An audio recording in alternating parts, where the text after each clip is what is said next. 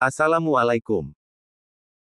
Nama kecil Kiai Haji Ahmad Dahlan adalah Raden Ngabei Ngabdul Darwis, kemudian dikenal dengan nama Muhammad Darwisi. Kiai Haji Ahmad Dahlan lahir di Kauman Jogja pada 1868. Ayahnya seorang ulama bernama Kiai Haji Abu Bakar bin Kiai Haji Sulaiman, pejabat khatib di Masjid Besar Kesultanan Yogyakarta. Ibunya putri dari Haji Ibrahim bin Kiai Haji Hasan, yaitu seorang pejabat penghulu kesultanan. Kiai Haji Ahmad Dahlan merupakan anak keempat dari 7 bersaudara. Dalam silsilah keluarga, ia termasuk keturunan ke-12 dari Maulana Malik Ibrahim, seorang wali besar dan terkemuka di antara Wali Songo, pelopor pertama penyebaran Islam dan pengembangan Islam di Tanah Jawa. Kiai Haji Ahmad Dahlan dikenal sebagai sosok yang cerdas. Pada usia 8 tahun ia sudah bisa membaca Al-Quran dengan lancar. Nama Muhammad Darwis berganti menjadi Ahmad Dahlan sepulang dari Tanah Suci.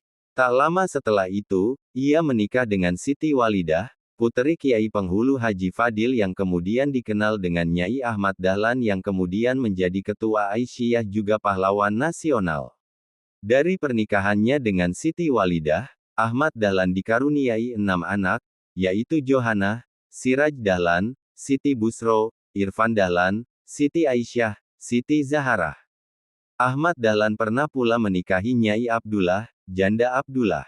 Ia juga pernah menikahi Nyai Rum, adik Munawir Krapyak.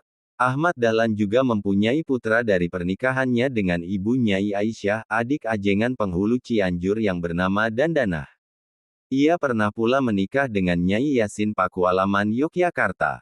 Pada tahun 1890 ibunya meninggal dan pada 1896 ayahnya meninggal dunia.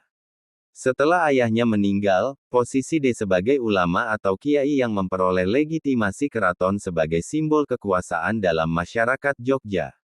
Pendidikan dan karir. Semasa kecilnya, Kiai Haji Ahmad Dahlan tidak belajar di sekolah formal.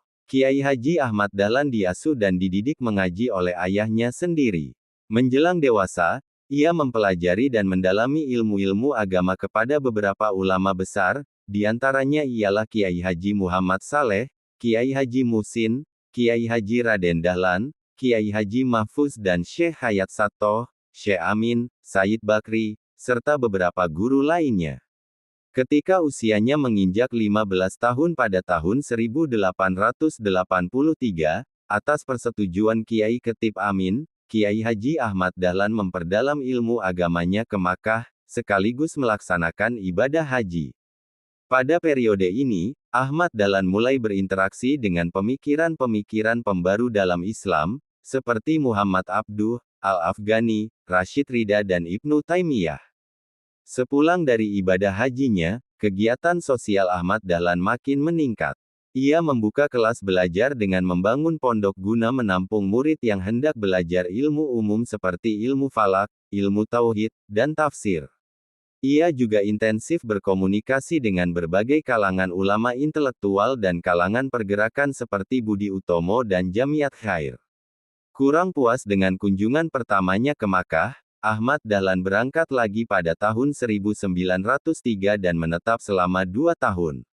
Saat itulah ia banyak bertemu dan melakukan muzakarah dengan sejumlah ulama Indonesia yang bermukim di Makkah. Berikut adalah nasihat bijak Kiai Haji Ahmad Dahlan. 1. Hidup-hidupilah Muhammadiyah, jangan mencari hidup di Muhammadiyah. Pesan agar berjuang ikhlas untuk organisasi, bukan mencari keuntungan pribadi. 2. Berbuat baiklah sebanyak-banyaknya, meskipun tak dilihat manusia. Allah melihat semua amal, bukan manusia yang menilai. 3. Jadilah orang Islam yang sebenar-benarnya. Islam bukan hanya label, tapi harus tercermin dalam akhlak dan perbuatan. 4. Agama harus membawa perubahan yang nyata, bukan sekadar ibadah ritual. Islam harus membentuk masyarakat yang lebih baik secara sosial dan moral. 5. Orang Islam harus jadi pelopor kemajuan, bukan jadi beban zaman. Umat Islam seharusnya memimpin peradaban, bukan tertinggal. 6. Ilmu tanpa amal adalah sia-sia. Pengetahuan harus diwujudkan dalam tindakan nyata. 7. Berjuanglah walau tidak dipuji. Keikhlasan diuji saat kita tetap berbuat baik walau tak dihargai. 8. Kesempurnaan iman adalah ketika kau peduli pada sesama. Iman sejati mendorong kepedulian dan empati sosial. 9. Tanda orang berilmu adalah rendah hati. Ilmu tidak boleh membuat sombong, tapi menambah tawadu. 10. Jangan takut miskin karena sedekah, takutlah miskin karena kikir. Sedekah membuka pintu rezeki, bukan menyebabkan kefakiran. 11. Kemunduran umat karena meninggalkan Al-Quran. Solusi kebangkitan Islam adalah kembali kepada wahyu. 12. Kebersihan sebagian dari iman, bukan hanya jasmani tapi juga hati. Islam mengajarkan kebersihan lahir dan batin. 13. Jangan ikuti tradisi jika bertentangan dengan syariat. Islam mengutamakan kebenaran, bukan kebiasaan turun-temurun. 14. Berpikir itu ibadah, jika diarahkan kepada kebaikan. Gunakan akal untuk kebaikan dan kemajuan, bukan untuk maksiat. 15. Musuh terbesar kita adalah kebodohan dan kemalasan. Dua hal inilah yang melemahkan umat Islam. 16. Umat Islam tidak boleh anti ilmu pengetahuan. Ilmu duniawi dan agama harus berjalan seiring. 17. Wanita adalah tiang negara, majulah jika wanitanya cerdas. Pendidikan wanita adalah investasi untuk masa depan bangsa. 18. Umat Islam harus mandiri, baik ekonomi maupun pendidikan.